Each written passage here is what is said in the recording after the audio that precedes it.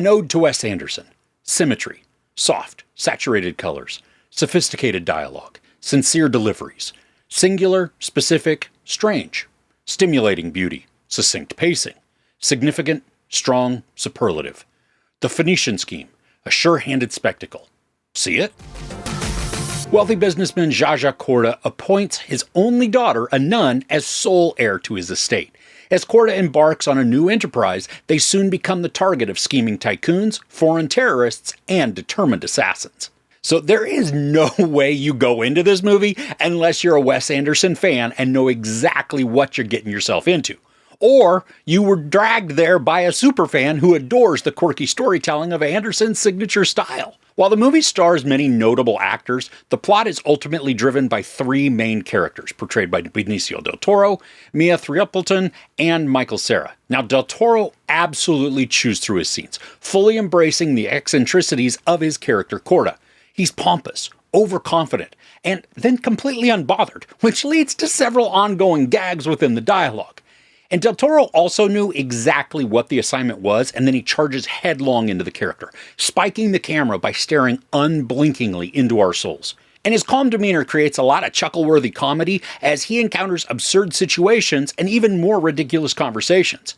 One of the continuous jokes requires Korda to engage in heated verbal shouting matches, where the dialogue becomes just jumbled, incomprehensible, finally resolving into a strained but placid conversation that leaves Korda worse off than he started. The whole story revolves around a flawed business plan that completely relies on Korda's negotiation skills to convince all interested parties to invest more than they agreed to, all while external forces are working to assassinate Korda. Now, honestly, a few times I did get lost in the dialogue. Not that I didn't understand the overall point of a conversation, but sometimes Del Toro's monologues just became word salad, and a flowing string of just complex words delivered in a hypnotic cadence with this soothing tone. And all the context clues, they're there, but I wasn't always just tracking word for word. And I'm not sure I've ever seen Mia Threapleton, in anything before.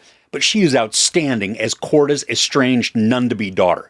She is the perfect amount of dry and snarky necessary for a Wes Anderson movie, maintaining this even-keeled temperament and vocal tone despite absolute madness happening around her. Now, the dynamic that she shares with Del Toro, it's effortless and natural, just creating a strained bond that slowly strengthens in a believable way. And then, to cap off the lead trio, we have Michael Cera playing a science tutor with a ridiculous accent and an even more absurd mustache. And Cera uses his signature soft-spoken and timid demeanor to create an oddly likable character, drawing us in with his awkwardness and quiet charm while also eliciting a ton of chuckles. The rest of the cast features several Anderson regulars as well as a couple of newer additions, and they all have much smaller roles, but each adds to the peculiar vibe that the story holds. And there are the staples, including Bill Murray, Willem Dafoe, Jeffrey Wright, and Scarlett Johansson, as well as Richard Ayoade, Benedict Cumberbatch, Tom Hanks, Riz Ahmed, Bryan Cranston, Hope Davis, Matthew Almeric, Charlotte Gainsborough, Rupert Friend, and F. Murray Abraham.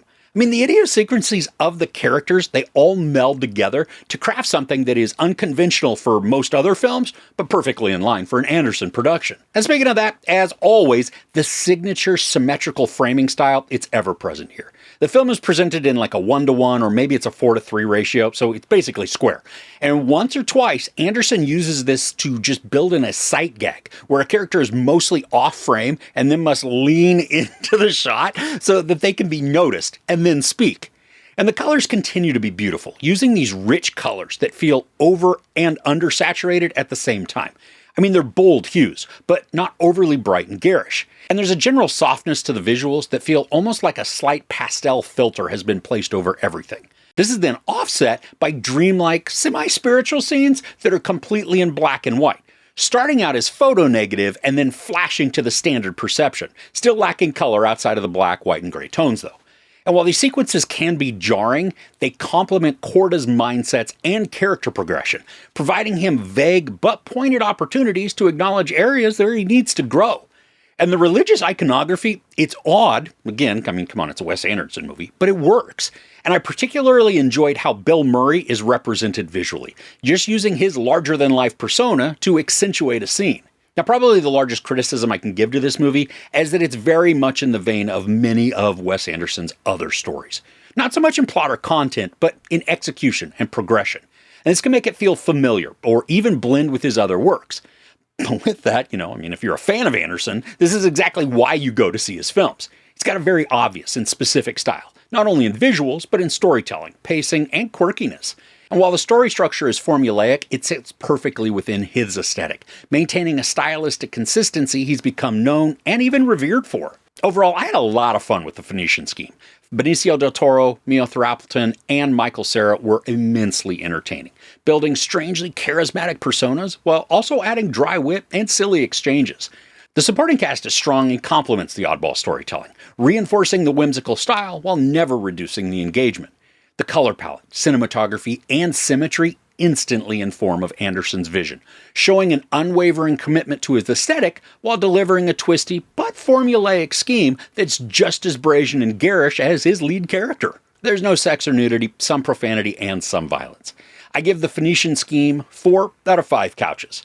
Alright, so what's your favorite Wes Anderson movie? I still absolutely adore Moonrise Kingdom, but his recent Asteroid City and the French Dispatch, they're also incredibly enveloping for me. I'd love to hear your favorites, though, in the comments below. If you enjoyed this review, please give it a like. Also, don't forget to share and subscribe. I'm Chris. This is Movies and Munchies. Thanks for couching with me.